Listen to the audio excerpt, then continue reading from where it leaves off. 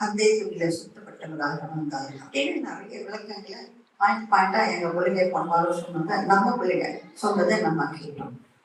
ஆனா அவங்க 2 விதமான கூட்டத்தாருக்கு தான் இயேசு கிறிஸ்து விண்ணுலகை விட்டு மண்ணுலகத்துக்கு வந்தார் என்பதை ஆணித்தரமாக சொல்ல முடியும். அந்த ஆண்டவருக்கு ஒரு பெரிய நோக்கம். ஆண்டவர் என்று சொன்னால் இயேசு கிறிஸ்து அல்ல, பிதா.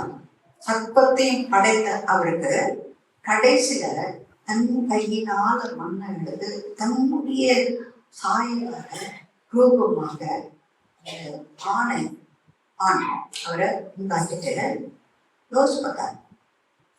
உண்டாக்கும் போது பறவைகளா தான் வந்தது, வந்தது.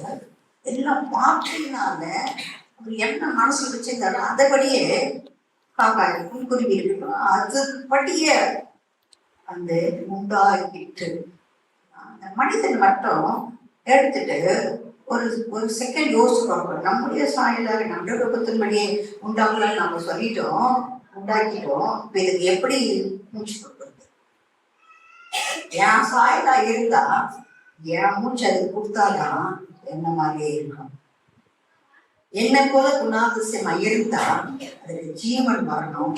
அதுக்குள்ள மூச்சு நான் மூட்டுல மூச்சு உயிரோடு இருக்கு, இங்க ஒரு ஜீவனை கொடுக்கும்போது அதுக்கு பிறகுதான் அவருக்கு பேர் சொன்னாமல் ஜீவ ஆத்மா ஆனான். ஜீவ மனுஷன் ஆனான் இல்ல, ஜீவ ஆத்மா ஆனான். இப்போ அன்னையில இருந்து அந்த தேவனுக்கு ஒரு நோக்கம் என்று சொன்னா, இந்த உலகத்தை சீர்கெட்டு போய் இருளிலே இருந்ததாக ஆதியாக முதல் வசனத்துல நான் வாசிக்கிறேன். பூமியானது சீர்கெட்டு போய் இருளாக இருந்தது, எல்லா இடத்துலயும் இருள் இருந்தது. அப்போ நினைச்சுட்டாதான் இருள் இந்த உலகத்துல ஆளுகை செய்யப்படும். என் சாயலாக என்னுடைய ரூபத்தின்படி உண்டாக்கப்படுகிற மனுஷன் மூலமாய் இந்த உலகத்துக்கு வெளிச்சம் உண்டாக வேண்டும். ஆகவேதான் முதலாவது அவர் உண்டாக்கின ஒரு பெரிய காரியம், வானமும் எல்லாத்தையும் படைக்கு முன்னாடி அவர் கண்ட ஒரு காரியம், இருளை கண்டார். செய்த காரியம் வெளிச்சம் உண்டாகட்டும் என்று சொன்னார். அதனுடைய பார்வைக்கு நல்லதாக இருந்தார். முதலாய் அவருடைய வாயிலிருந்து வந்த ஒரு படைப்புகளிலே வெளிச்சம் உண்டாக கடவுது நோக்கம் பிரதானமா. சாயலாக படைக்கப்பட்ட எந்த ஒரு மனுஷனும் மனுஷியாக இருக்கட்டும், என் ரூபத்தின்படியே படைக்கப்பட்ட யாரா இருக்கட்டும், நம்மளதான் சொல்றான் பெண், யாரா இருக்கட்டும், அவங்களுக்கு என் மூலமாக பெற்றுக்கொண்ட அந்த வெளிச்சமானது தீபமானது உலகத்தில் இருக்கிற அத்தனை பேருக்கும் இவர்கள் முகத்திலிருந்து அந்த வெளிச்சம் உதிக்க கடவுள். அதோட ரொம்ப பெரிய நோக்கமாக மத்தையில பாக்குறோம், இருளிலே இருக்கிற ஜனங்கள் அப்படின்னு ஏசியா இருக்குது. மத்திய இருளிலே நடக்கிற ஜனங்கள் பெரிய வெளிச்சத்தை கண்டாங்க. இருக்கிற ஜனங்கள், நடக்கிற ஜனங்கள், இருளிலே பர்மனண்டா இருந்து இருக்கிற ஜனங்கள், நல்லவங்களா இருந்து செயல்பாடுகளை பார்க்கும்போது இருளிலே இருக்கிற ஜனங்கள். அப்போ இருக்கிறவங்களுக்கும் வெளிச்சம் வரணும். அன்னைக்கு அவர் மூலமா வந்தது. இன்றைக்கு இயேசு கிறிஸ்து பிறந்த நாளை கொண்டாடுகிற நாம் மட்டும் என்ன, இயேசு கிறிஸ்துவை எனக்குள்ள வைத்துக் கொண்டேன் என்று சொல்லி அவருடைய நாமத்துக்கு மகிமைக்காக அது சாட்சியாக இருக்க வேண்டும் என்று சொல்லி ஞானஸ்நானம் எடுத்தவர்களாய் இந்த பந்தியிலே ஒவ்வொரு மாதம் பங்கு கொள்வர்களாய் நாம் இருப்போமானால் இருளும் வெளிச்சமும் இருளுக்கும் வெளிச்சத்துக்கும் சம்பந்தம் இல்லைன்னு சொல்லிட்டாராம். அப்படி இருக்கும்போது அவருடைய வெளிச்சத்தின் பிள்ளைகளாய் நீங்க நடந்து கொள்ளுங்கள் என்று யோவான் புத்தகத்துல வாசிக்கும் பொழுது நீங்க வெளிச்சத்தின் பிள்ளைகளாய் நடந்து கொள்ளுங்கள். இருளே இருக்கிற எவன் ஆண்டவனுக்கு தெரியாது, அவனுக்கு வெளிச்சத்தில் இருக்கிறவங்களுக்கு இருளை பற்றி தெரியாது. ஆகவே வெளிச்சத்தின் பிள்ளைகளாக இருங்கள் என்று யோவான் மிகுந்த பக்தி வைரங்கத்தோட கூட நமக்கு சொன்னார். அன்றைக்கு சொன்னதை இன்றைக்கு நமக்கு செயல்பட்டு கொள்ளணும். அப்போ ஒரு மனிதனுடைய வாழ்க்கையில ஏசு கிறிஸ்துவினுடைய பிள்ளைகளாக வாழ்ந்தேன்னா ஏசு கிறிஸ்துவுடனே வாழ்ந்து ஏசு கிறிஸ்து வாழ்ந்து இருக்கிற அந்த இடத்துக்கு போகணும்னு சொன்னா வெளிச்சத்தின் பிள்ளைகளாக இருந்தோம். மத்தேயு 5ஆம் அதிகாரத்துல ஒரு வசனம் இருக்கிறது, நீங்க உலகத்துக்கு வெளிச்சமா இருக்கிறீர்கள். உலகத்துக்கு நீங்க வெளிச்சமா இருக்கிறீர்கள். நீ வெளிச்சமா இருந்தா அது உலக வாழ்க்கையில மரக்கால் போட்டு மூடாது, சோறை போட்டு சுகத்து போட்டு மூடாது. இப்படி கட்டிலின் கீழே பாத்திரத்துல லைட்டு வந்து கட்டில் கீழே போடாது, சுடுபோகத்துக்கு இருக்கான். மரக்கால போட்டு வைக்காங்க, வாழ மாட்டான். அவங்க எங்க இருப்பாங்க தெரியுமா? மலையின் மேல் இருக்கிற பட்டணம் மறைந்திருக்க மாட்டாது என்ற சொல் வகையில நம்முடைய சாட்சியானது மற்றவங்களுக்கு டார்ச் அடிக்கிறது இல்லை. மலை மேல இருக்கிறதுக்கு டார்ச் தேவை. டார்ச் கொஞ்சம் தூரம் தான் இருக்கும். டார்ச்சை சொல்லும் போது, இது வெளிச்சம் சொல்லும் போது, எப்படி சூரியன் சர்வ லோகத்துக்கும் வெளிச்சம் கொடுக்கிறதோ, நல்லதும் கேட்கணும் யாருக்கும் கொடுக்குறதோ, அது போல உன்னையும் என்னையும் மலை மேல் இருக்கிற பட்டணத்தை போல காட்சி தர வேண்டும். மலை மேல ஒரு பட்டணம் இருக்குது, ஒரு வீடு, ஒரே ஒரு வீடு இருக்குன்னு சொன்னாங்கன்னா கீழே அத்தனை பேரும் அந்த மலையை பார்க்கலாம். பார்க்கும் போது பக்கத்து வீட்டுக்காரர் பார்க்க மாட்டாங்க, பின்னாடி தெருவுங்க பார்க்க மாட்டாங்க, கிடையாது. எல்லாருக்குமே அங்க இருக்கிற அந்த பட்டணம் அல்லது வீடு மறைந்திருக்க மாட்டாது. அது அதனை வெளிச்சை கொடுக்கறதுனால என்னன்னா அங்க அப்படி ஒரு விசேஷம் என்று எல்லாரும் அந்த வெளிச்சத்தை தேடி வருவார்கள். அந்த வெளிச்சத்தை தேடி வருகிறவர்களுக்கு அநேக வேதைகள் இருக்கலாம், வருத்தங்கள் இருக்கலாம், சஞ்சல் இருக்கலாம், பாடு இருக்கலாம், அன்னைக்கு ஏதோ சொன்ன மாதிரி போராட்டங்கள் இருக்கலாம். ஆண்களுடைய பிள்ளைகளை வாழ்வது யாரா இருந்தாலும் உன்னுடைய நடக்கை இந்த உள்ளூர்ல இருக்கும் போது ஜனங்கள் காண வேண்டும். காணுவார்கள் என்றால் நீ பெற்ற இன்பம் பெருக இந்த பயகனை பொதுவான ஒரு காரியம் இருக்கிறது. அது போல நீ யாருக்கும் போய் சொல்ல வேண்டிய அவசியம் இல்லை. தானியேல் சொல்லல, சாத்ராக் மேஷாக் ஆபேத்நேகோவும் சொல்லல. கடைசி கட்டத்துல சாத்ராக் மேஷாக் சொன்னாங்க, நீ அது நினைச்சாலே நாங்கள் உத்தரவு சொல்ல வேண்டிய அவசியம் இல்லை. நாங்கள் ஆராதிக்கிற தேவன் எங்களை தப்புவிக்க வல்லவராக இருக்கிறார். நாங்களோட நாங்க அந்த நிறுத்தின பொற்செய்வேன். அது ஒரு வைராக்கியம், நாடி நரம்புகளிலே ஒரு வைராக்கியம், பார்வையில் ஒரு வைராக்கியம், பேசுகிறதுல ஒரு வைராக்கியம். என் தேவன் பெரியவர், அவர் ஒருவருக்கு தான் நான் நடிப்பேன். இஸ்ரவேல் தேசத்துல இன்னைக்கு இருக்கிற வழக்கம். எந்த மனுஷனுக்கும் நான் கீழ்பட மாட்டேன். ராஜா, ராஜாதி ராஜா, ராஜாவான அவருடைய பிள்ளை நான் தான். சல்யூட் யார்? அவருக்கு தான். நம்முடைய வாழ்க்கை அதோடு கூட ஒத்து போக செய்யலாம். இந்த நிமிஷம் 2024 வருஷத்துல 25வது நாளுல நம்ம இருக்கிறோம். இது வரைக்கும் ஆண்டு நமக்கு கிரேஸ் பீரியடா கிருபையா இறக்குமா நமக்கு ஆண்டவர் வெளிச்சத்தை காட்டி கொண்டுதான் இருக்கிறார். ஒரு கண்ணில் சொன்னாங்க, மறு கண்ணில் ஏதோ சொல்லுவாங்க, அதெல்லாம் கிடையாது.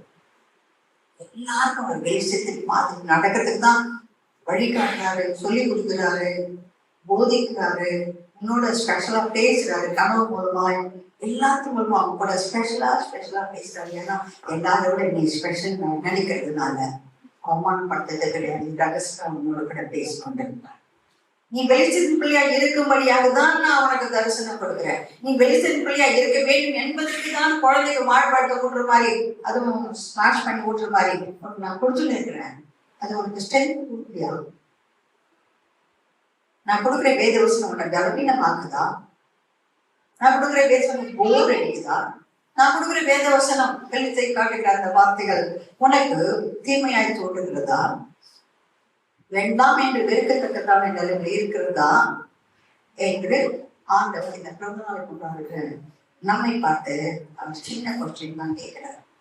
நான் உன்னை தெரிந்து கொண்டேன், நான் உன்னை மட்டுமாய் நடத்தினேன், இன்னான் இந்த நாளிலே பிறந்தான் என்று அங்க புஸ்தகத்தில் எழுதப்பட்டிருக்கு. எப்படி ஞானஸ்நானம் எடுத்தேன்னு அது முதல் சந்தா கட்டளையா இல்லையா இந்த சர்ச்சை உறுப்பினர்களுக்கு கவர்மெண்ட் சாட்சியா இருக்கிறது, அவரும் சாட்சியா இருக்கிறார்.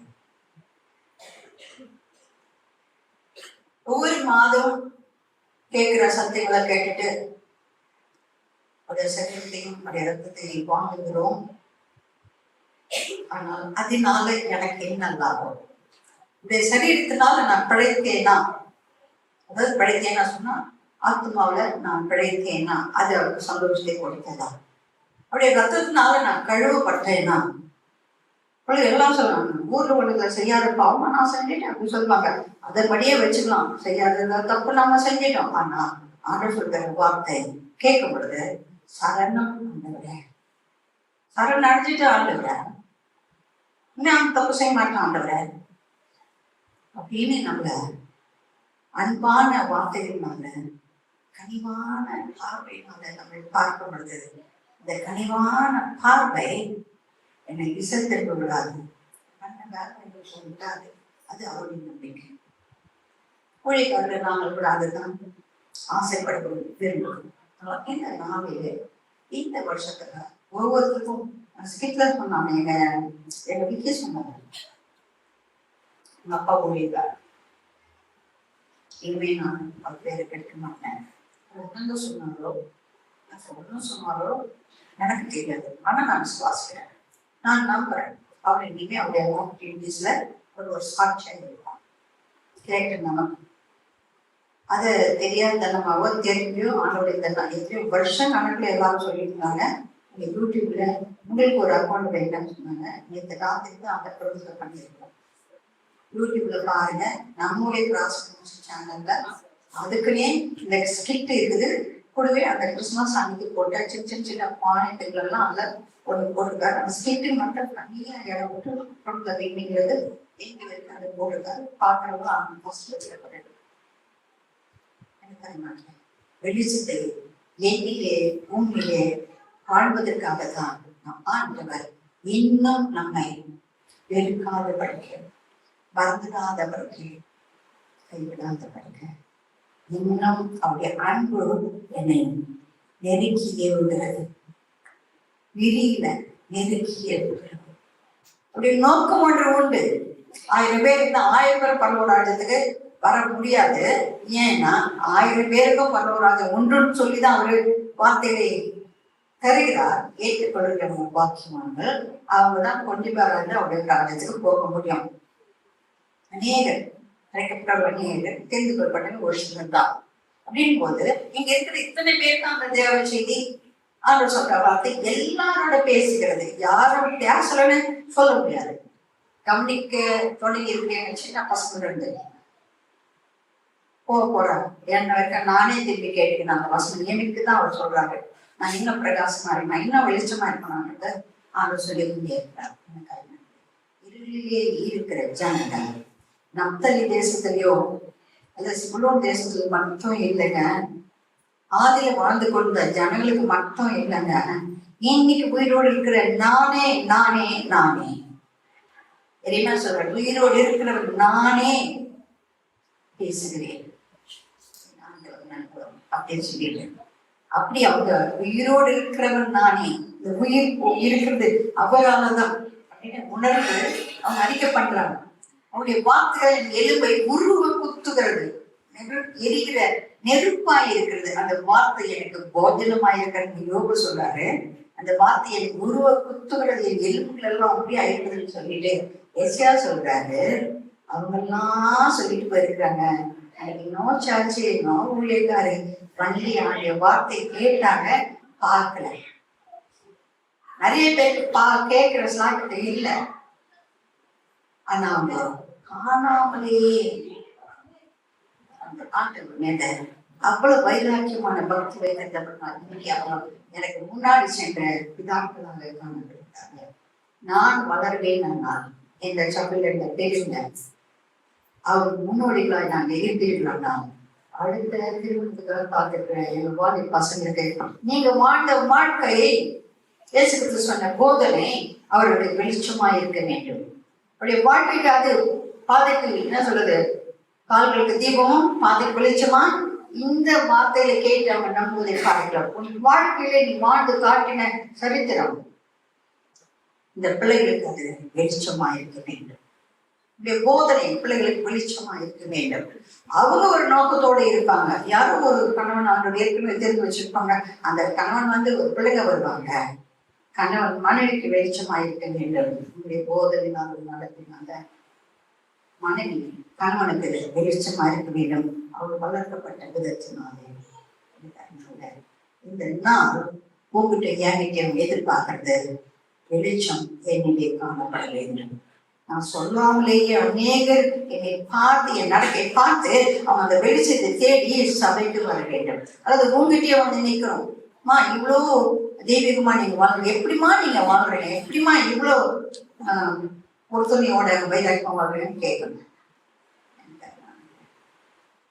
இந்த வெளிச்சத்தை ஒரு சிலருடைய முகத்துல கண்டார்கள். ஒரு சில முகத்துல சுருக்கமா நமக்கு நம்பர் 1, மோசே காலத்துல அவருடைய முகம் பிரகாசித்தது. அது ஜனங்கள் பயத்தை உண்டாக்கினது. ஆசிரியர் கூடாரத்துல அவர் போகும்போது என் முகத்துல ஒரு பிரகாசம் வருதுன்னு சொன்னா அது எங்கிருந்து வருது? அவர்கிட்ட இருந்து வருது. அவருடைய சமூகத்துல போய் நிற்கும் போது அவருடைய முகம் பிரகாசமா இருக்கிறது. காரணம் அவருக்கு பயந்து இருந்தார். வீட்டில் எங்கும் உண்மை இல்லவன், அவன் எங்குமே சாந்தம் உள்ளவன பெயர் பெற்ற அவர் வாழ்ந்து காட்டினார். இதே பாட்டுல வரும்போது சேவனுடைய முகம் பிரகாசித்தது. சொல்லல, நீயும் அந்த ஆண்டவர் ஏற்றுக்கொள்ள சொல்லல, நான் ஏன்னா நாட்டுக்குள்ளே இருக்குன்னு அவர் சொல்லல. ஒன்னே ஒன்னு அவர் பேசுறாரு, சரித்திரத்தை சொல்றாரு, கேட்கிறவங்க அவர் பாக்குறாங்க, பார்த்துட்டே இருக்கிறாங்க.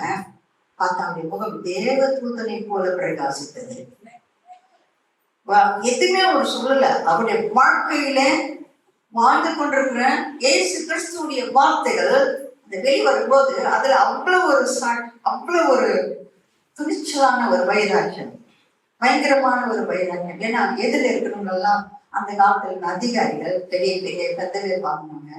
அவங்கள பத்தி ஒரு கவலைப்படல. அவங்களுக்கு உள்ளத்துல ஒண்ணு பொங்கிட்டே இருக்கிறது. அவர் தான் என் ரட்சகர், அவர் தான் என் இயேசு, அவர் இருக்கிற இடத்துக்கு தான் நான் போகணும், அந்த வெளிச்சத்தை நான் காண வேண்டும். அவர் இருக்கிற இடத்துல இருள் கிடையாது. அங்க அவரே நித்திய வெளிச்சமாக இருப்பார். வெளிப்பட்ட விசேஷம் எனக்கு நான் நம்முடைய நோக்கம் என்ன, நம்முடைய எண்ணம் என்ன, அதை நம்ம இன்னைக்கு தெரிந்து கொள்றோம். அவர் அழகா சொல்றாரு, உன் கூட தான் சொல்றாரு, உங்க கூட இல்ல, உன் கூட பேசுறாரு. அது சின்னங்களோ பெரியவங்களோ என் கூடயும் பேசுறாரு. இந்த வெளிச்சமாக நீங்க இருக்க வேண்டும். லைட்டா இல்லை, வெளிச்சமாக. லைட் ஆஃப் பண்ணா ஆஃப் ஆயிடும், ஒத்துனா எரியும். ஆனா வெளிச்சம் என்பது பர்மனண்டா இருக்கிறவங்களுக்கு காரணம். எங்க போனாலும் எந்த இடத்துல போனாலும் தெரியாத நடந்துச்சு சந்தர்ப்பத்தினால அதெல்லாம் சொல்லவே முடியாது. வெளிச்சத்தின் பிள்ளைகள் அந்த சேவான் கிட்ட அவங்க அந்த முகத்தை பாக்குறாங்க, தேவத்துடைய முகத்தை போல பாக்குறாங்க. அதுலயே அவர் சொல்லிட்டே வருவார். அந்த ஃபீலிக்ஸ் என்ற ஒரு அதிகாரி சொல்லி, கொஞ்சம் ஒரு எனக்கு கிறிஸ்தவன் ஆகிறியே, இன்னும் கொஞ்சம் நீ பேசினா நான் கிறிஸ்தவனாக ஆயிடுவேன் அப்படின்னு அவர் சொல்ற அளவுல அந்த சேவான் உண்மையும் நல்ல சாட்சி உடையவனாக ஞானத்துல சிறந்தவனாக இருந்தாரு. ஆனா அவர் எந்த வேலைக்கு ஒப்பு கொடுத்தாரு தெரியுங்களா? அங்க இருக்கிற விதவைக்கு சரியான நேரத்துல சாப்பாடு பிரச்சனை இல்லாம அவங்க நல்ல சாப்பிடணும், அந்த வேலையை அவர் செய்ய. எவ்வளவு பெரிய ஊழியக்காரா இருந்திருப்பாரு அவரு. எவ்வளவு உள்ளத்துல இந்த ஞானம் இருந்தது, நல்ல சாட்சி இருந்தது, தெய்வீக வல்லமை இருந்தது, இவ்வளவு இருந்தது. ஆனா அவர் எந்த வேலையை சேர்த்து ஒத்துக்கிட்டாரு தெரியுங்களா? அவருக்காக நம்ம சாப்பாடு பந்தி விசாரணை செய்யற. அவருக்குள்ள என்ன இருந்திருக்கும்? பந்தி விசாரணை செய்யும் போது அது பொழுது எரிஞ்சிருக்கும் அவரு உள்ளத்துல. அந்த வெளிச்சத்தின் பிரசன்னம் ஆளுகை மற்ற இடத்துல தேவை. அவருக்குள்ளே அவர் இருக்கிறார் என்பதற்கு அவரே சாட்சியாக இருந்தால் முகம் பிரசன்னமாய் என் உள்ளத்துல இருக்கிறதும் வெளியே வரும். கடைசியில பார்க்கும்போது நான் அப்படியே வசனங்களை வாசிட்டே வரவும் சொன்னா 6ஆம் அதிகாரத்துல அவரு சொல்றாரு, அப்படியே அண்ணாந்து பார்த்துட்டு பார்க்க திறந்திருக்கிறத நான் பார்க்கிறேன்.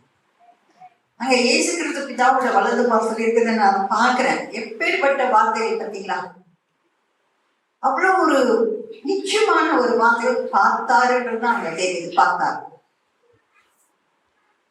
அப்படியே கொஞ்சம் வந்தார். அவரு ஆண்டவர் ஏற்றுக்கொள்ளப்படினால அவருக்காக சாட்சி அளிக்கிறப்ப அவர் கல்லெடுத்து கொள்ளணும்னு தீர்ப்பு சொல்லிட்டாங்க. கவலைப்படணும். அப்படியே முழங்கால் போட்டாரு. அப்படியே ஆண்டவருக்கு சொன்னாரு, அப்பா இவரு மன்னிச்சுப்பா. ஏசு சொன்ன அந்த வார்த்தை ஏசு கிறிஸ்துவும் சொன்னாரு, வானத்தில் விட்டதை நான் பார்க்கிறேன், பிதாமானவர் வெளியிட்டதை நான் பார்க்கிறேன் சொல்றாரு. சேம் உலகத்துல வாழ்ந்த ஒரு சீட்டை நம்ம சேவான்னு சொல்றாரு. ஏசு கிறிஸ்து அவங்க இருக்கிறத நான் பார்க்கிறேன். கடைசியா சொல்றாரு, ஏசு கிறிஸ்து சொல்லுவாரு, பிதாவை இவருக்கு மன்னியும் அப்படின்னு சொல்லிட்டு தன் ஜீவனை அவர்கிட்ட ஒப்பு கொடுத்தாரு. அந்த ஞானம் தெரியுமா? ஏசு சிலுவையில் இருக்கிறாரு. சேவான் கல்லு ஒரு கல்லா வந்து விழுது. இந்த கல் எப்படி வலிச்சிருக்கோ பாருங்க. அந்த வலியின் மறுப்புணர்ல அவருடைய உள்ளம் ஆனந்தமாய் இருந்தது, அவருடைய உள்ளம் பொங்கினது, அவருடைய உள்ளம் இயேசு கிறிஸ்துவை தன் கண்ணால பார்க்கும்போது அவருக்கு ஒரு சந்தோஷம். அந்த அடி ஒண்ணும் அவருக்கு பூஸ்ட் மாதிரி இருந்தது. இன்னும் வைராக்கியம் வந்தது, இன்னும் கூட அவருக்கு பலப்படுத்தினது. அவர் சந்தோஷமா சொன்னார், மன்னியும் என்னை ஏற்றுக்கொள்ளும் ஆவியை. அதுதான் ஆண்டவர் இன்னைக்கு உங்ககிட்ட என்கிட்ட கேட்கிறார். ஆனா அன்னைக்கு யாரையில இயேசு தூயோடு இருக்கிற வரைக்கும் கைடு பண்ணாரு. அதை பிறகு ஒருத்தர் தான் தேடினா, ஒருத்தர் தான் பூஸ்ட் பண்ணிக்கிட்டாங்க, ஒருத்தர் தான் பேசிக்கிட்டாங்க. உலகத்துல மொத்த பேரும் அந்த இயேசு கிறிஸ்துவை வெளிச்சத்தை காண வேண்டும் என்கிற எண்ணத்தோட ஒருத்தர் செயல்பட்டாங்க. அன்னைக்கு எரிக்கப்பட்டாங்க. அன்னைக்கு என்னென்ன இம்சை கொடுக்கணுமோ அவ்வளவு இம்சை அன்னைக்கு வந்துச்சு. அதுக்கெல்லாம் அவங்க பயப்படவே இல்லை. செத்தாலும் சாகிறேன், எனக்குள்ள வாழ்கிறவர் என்னை விட்டு பிரிக்க முடியாது, எப்படி ஆகல நான் அவர்கிட்ட போய் சேரணும். அந்த எண்ணத்தோடு தான் அவ்வளவு கஷ்டங்கள் அந்த காலத்துல கொடுத்துக்கிட்டு கூட வைராக்கியமாய் ஆண்டுக்காக ஜீவன் விட்டாங்க. இன்றைக்கு நமக்கு அப்படிப்பட்டதான வேதனை, வருத்தமோ சந்தேகமோ கிடையாது. சின்ன காரியங்கள் போராடி ஜெயிக்கிறதுக்காக தான் நமக்கு சோதனையா வருகிற கஷ்டம் என்ன வேற எதுவும் கிடையாது. ஆனா வெளிச்சத்திற்குள்ள நடக்கணும்ன்றதுதான் அவருடைய விருப்பம். நீங்களும் கத்தர் கூட பேசுவாங்க. அந்த கிறிஸ்துமஸ் நாளில் வெளிச்சத்திற்குள்ள நடந்து கொள்ள பிரயாசப்படுங்க. கத்தரியோடு கூட நம்மளை பத்திக்கப்படுவாங்க. ரெண்டாவது ஒருத்தருடைய முகம் பிரகாசமா இருந்தது. அது அவரை தொடுகிறதற்காக.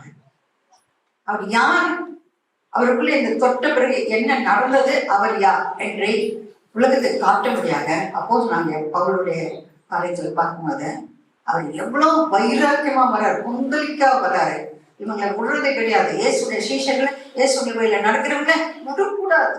எங்களுக்குன்னு ஒரு ஆதிக்கம், எங்களுக்குன்னு ஒரு காரியம் இருக்கிறது, எங்களுக்குன்னு ரூல்ஸ் ரெகுலேஷன் இருக்கிறது. அங்க அதுக்கு விரோதமா யார் செயல்பட்டாலும் அவர் பண்ண மாட்டேன். அந்த சாவடிக்கிறதுக்கும் நான் ரெடியா இருக்கிறேன். பத்திரம்ல இதுவே கிராண்ட் பண்ணி மாட்டேங்கிறார், பர்மிஷன் பண்ணி மாட்டேங்கிறார். யாரை எது வேணா செய்ய முடியும். எந்த சபையில விழுந்தாலும், எந்த நுழைஞ்சானா நான் அவங்களை துன்பப்படுத்த முடியும். அந்த அந்த வைராக்கியத்துல அவர் வருகிறார். அவ்வளவு பெரிய ஞானம் உள்ளவர். அந்த வைராக்கியத்துல அவர் வருகிறார். இன்னைக்கு எத்தனை பேர் சாப்பிடணும், எத்தனை பேர் அடிக்கணும், அவங்க துன்பப்படுத்தினால் ஒழிய எனக்கு நிம்மதி இருக்காது. அதுதான் என் வாங்கி, அதுதான் அப்படின்னு வரவில்ல. செகண்ட நிறுத்திச்சு. ஒரு பெரிய வெளிச்சத்தை வந்த போது எல்லாரும் சந்தோஷம் போடுவாங்க. வெளிச்சம் வந்த போது வாழ்க்கையில இருள் வந்தாச்சு. சன்னத்துல வாழ்க்கை மாற்றப்பட்டு தலைகீழ மாறிச்சு. ஒரே செட்டிக்க போடுற நேரத்துல, ஒரு நாள் ஒரு மாசம் இல்ல, செட்டிக்க போற நேரத்துல வானத்துல ஒரு பிரகாசித்த போது அவர் கண்ணி கூடுனாரு.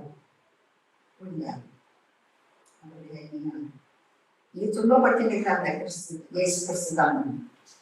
அதே ஒரே நொடியில, ஒரே வார்த்தையில மனமாயில நான் என்ன செய்யணும், தான் செய்யணும். கவர்மெண்ட்ல எல்லாருக்குமே பத்திரத்துல கையெழுத்து வந்துட்டுக்கிறாரு.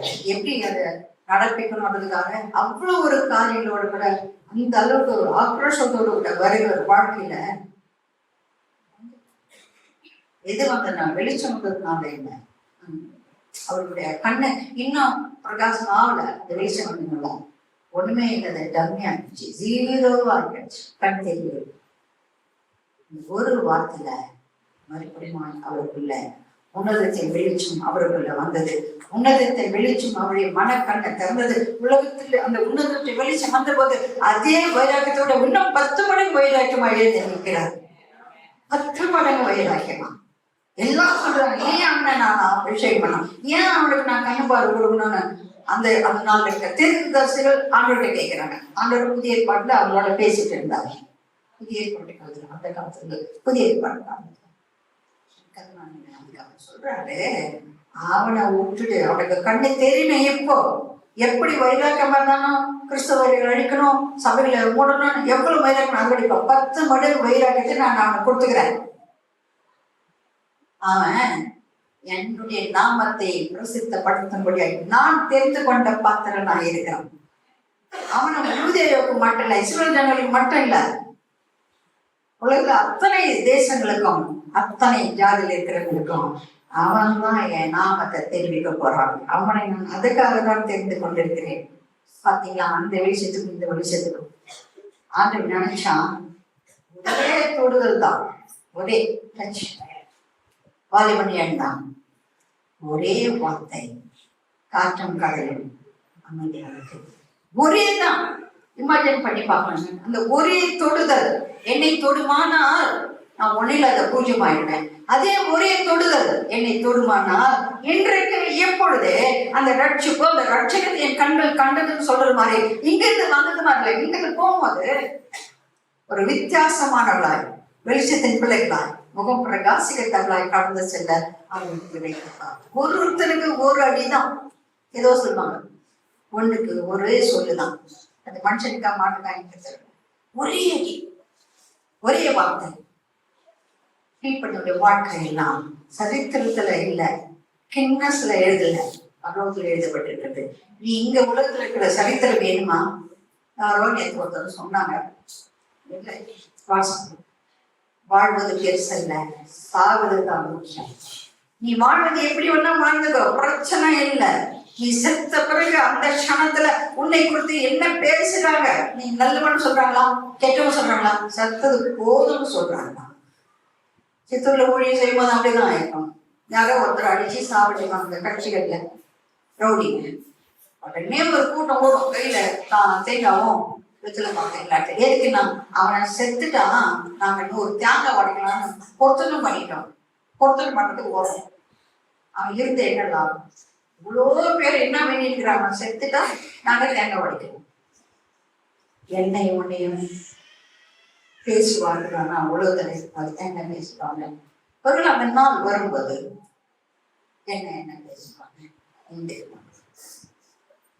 நீ பிறந்தாலும் பிறப்பிலும் நீ விசேஷித்தமானவன், இறப்பிலும் நீ விசேஷித்தமானவன், உயிர்த்தெழுதலில் நீ விசேஷமானவன், என்னோட இருப்பதில் நீ விசேஷமானவன்.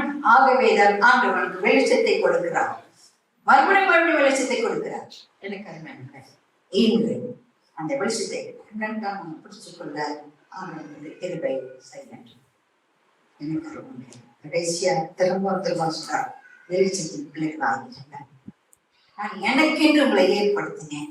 என் துதியை சொல்லி வருவார்கள் என்று நினைத்தவன் உங்களை நான் ஏற்படுத்தினேன். இந்த நிமிஷம் வரைக்கும் நீ என்னை அடிக்கிற, அது எனக்கு நோகுதா இல்லை, இங்கேதான் கொடுத்தது என்ன?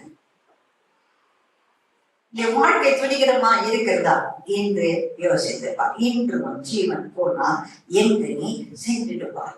அதை நம்ம யோசித்து பார்க்கும் பொழுது யாருக்குமே துணிகரம் வராது, யாருக்குமே துணிந்து இருக்காது. அவருக்கு விரோதமா எந்த ஒரு கையோ காவல அசைகிறது யாருக்குமே துணிகரம் வராது என்று நாம் நினைப்போமானால் சத்தியமா இருளிலே இருக்கிற ஜனங்கள் வெளிச்சத்தை கண்டார்கள் சொன்ன இயேசு கருத்தில் ஜனங்கள் கண்டார்கள். ஜனங்கள் இருளிலே இருக்கிற ஜனங்கள் நடந்தார்கள். நீ எந்த நிலையில இருக்க? நடந்து கொண்டு இருக்கிறாயா? வெளிச்சத்தை கண்டு அல்லது வெளிச்சத்தை கண்டும் காணாதவர்கள் போய் இருளுக்குள்ளே போய் கொண்டிருக்கிறாயா?